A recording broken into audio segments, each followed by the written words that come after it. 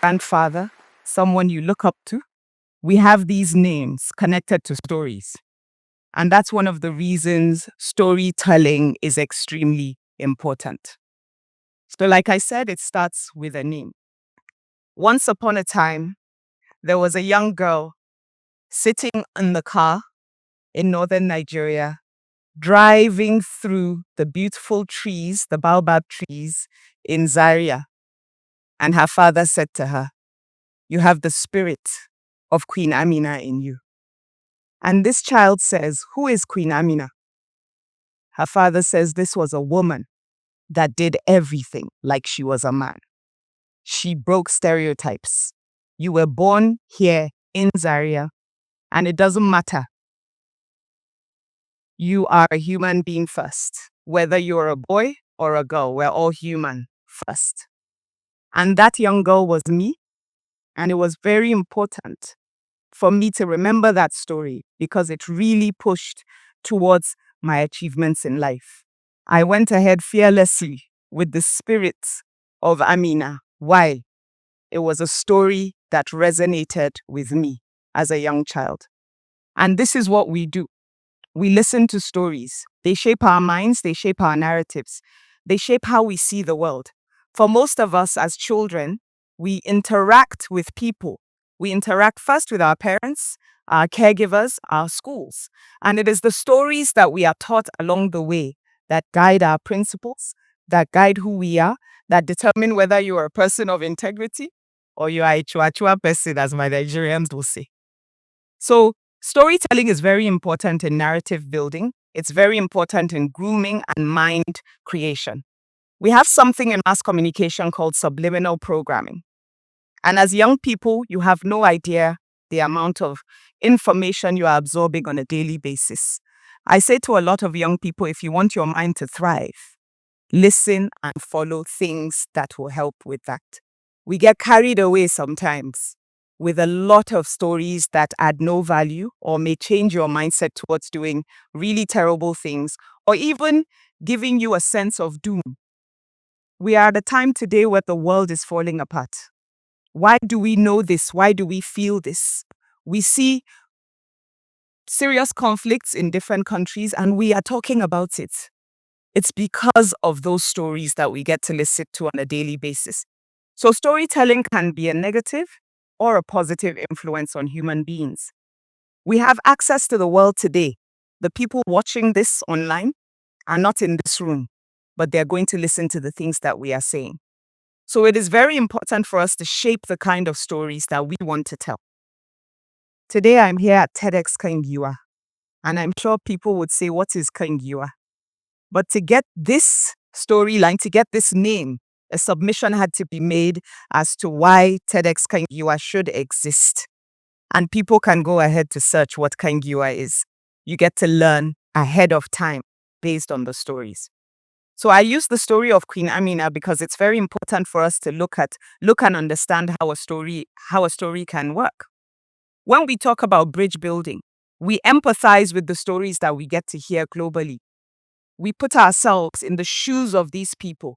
In the news, there's something we have called human interest stories. And this is something journalists are actually trained on, to find the kind of stories that people will connect with. And that would be a reason for you to click or continue watching. The things that do not resonate today, we are hearing with social media, the maximum time you have to keep somebody enthralled in your story is 8 seconds. That is the level that we have today. 8 seconds is all it takes for you to keep a person connected to your story. So we look at things from the perspective of branding.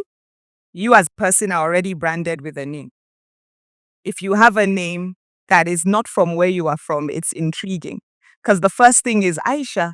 That's an Arabic name. A lot of people in Nigeria and Sudan. So the next question is, where are you from? So you're already branded with a name that comes with a story. And that in itself is the same thing. You see a person if they don't look like the name.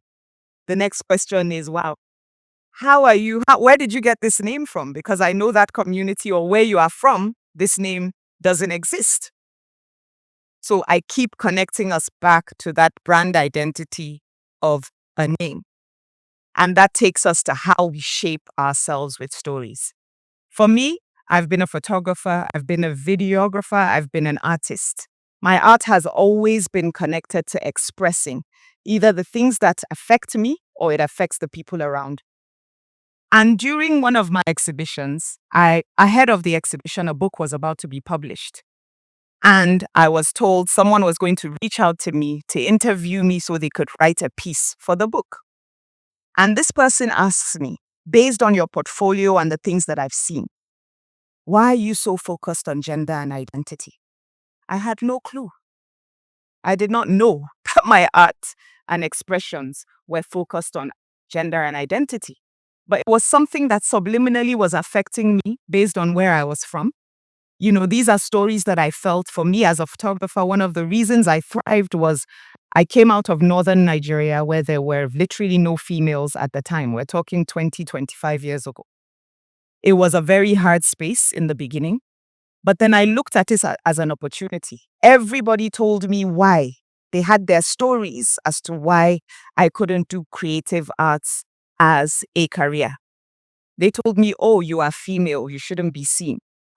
Oh, you're going to get married and have children. Why would you do this?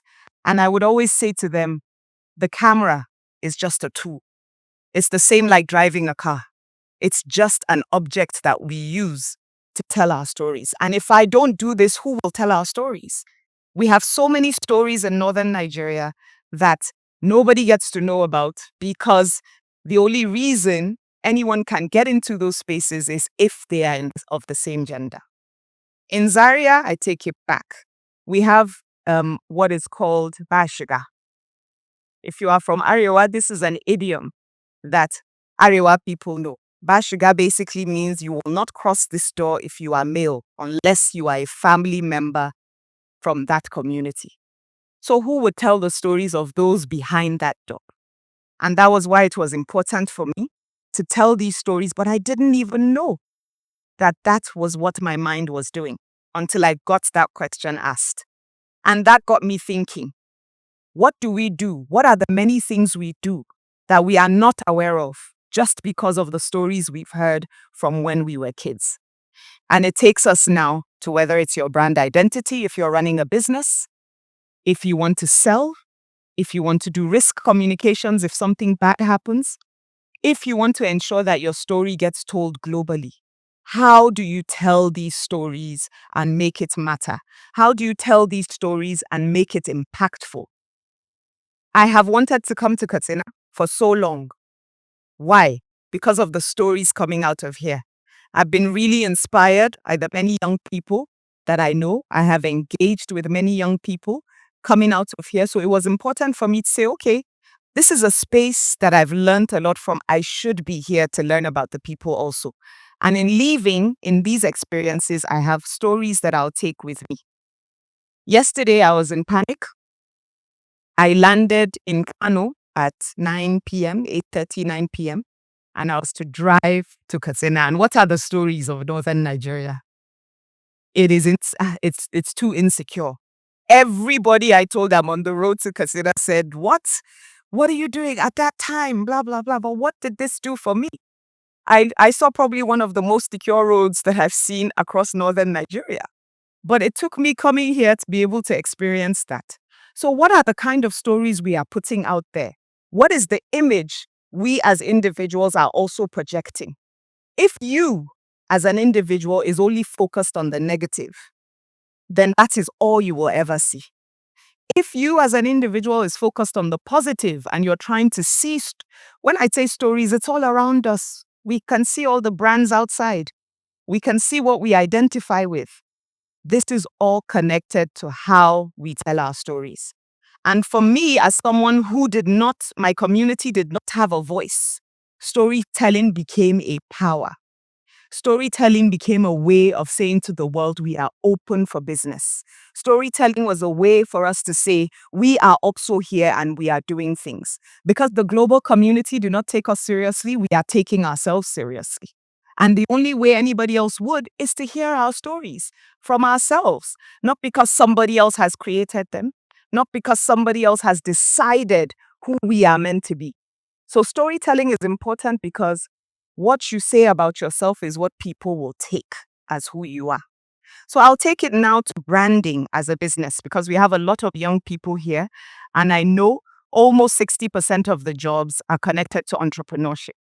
And the one failure in many of the businesses is how you project yourself. Your brand is a story, starting from your logo, starting from connecting to the colors, connecting to how and where you place your space. If today I decide to go to a space where there's zero internet connection and I want to sell a business that you have to book these things online, will it sell? It won't, because that community will not identify to that story. They do not have access to the internet. So how would you get them to understand the value of these things? And instead of seeing it as a failure, you say to yourself, well, I should be able to introduce this to the community as an option. Tell your leaders, this is an option for us. Because for most of us, you cannot aspire to what you don't know. So I believe for us, especially in our community, storytelling is the most important thing. When we were kids, we were told we should be doctors, we should be lawyers, we should be nurses. Those were the things that our parents valued. Today, we're looking at jobs as content creator, lighting expert, things that didn't exist because people created them. It started with one person. I know someone who calls himself a connectologist. The word didn't exist. And I can assure you in the next couple of years, it will enter the dictionary. He created his own story. He said, I connect people with people. Therefore, I am a connectologist. And what has happened?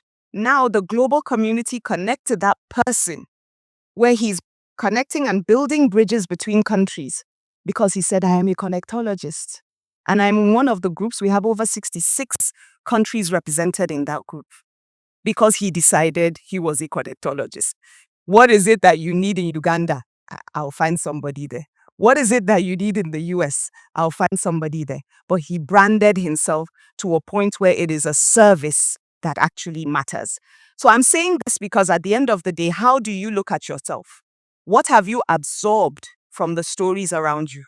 What is it that affects you that you can change with the stories that you are telling? For a lot of people, they feel even being on social media, it doesn't matter. Put up what it is that you are thinking. We have stuff that we call opinion articles in the newspapers. That is also happening in social media, to the point where because people are opinionated, they are now seen as the go-to for information. Even though they may not necessarily be journalists, they may not necessarily have the mindset or the training or the integrity, but we follow them because it connects with us. So my charge to every one of us here is, look at yourself. It's not even about the person next to you. You are going to introduce yourself to the people in this room. How are you telling your personal story? How are you selling your brand? How do you push and showcase your community? We have a shared connection and we have differences. How do you use these shared connections to support the differences and vice versa? Storytelling is an extreme power. It is a soft power that supports the entire world. Even as countries, we see a lot of investment in propaganda for a reason. So engage and accept storytelling, not just as an aspect of society where we find ourselves, but as a way to use that to build your own communities. Thank you.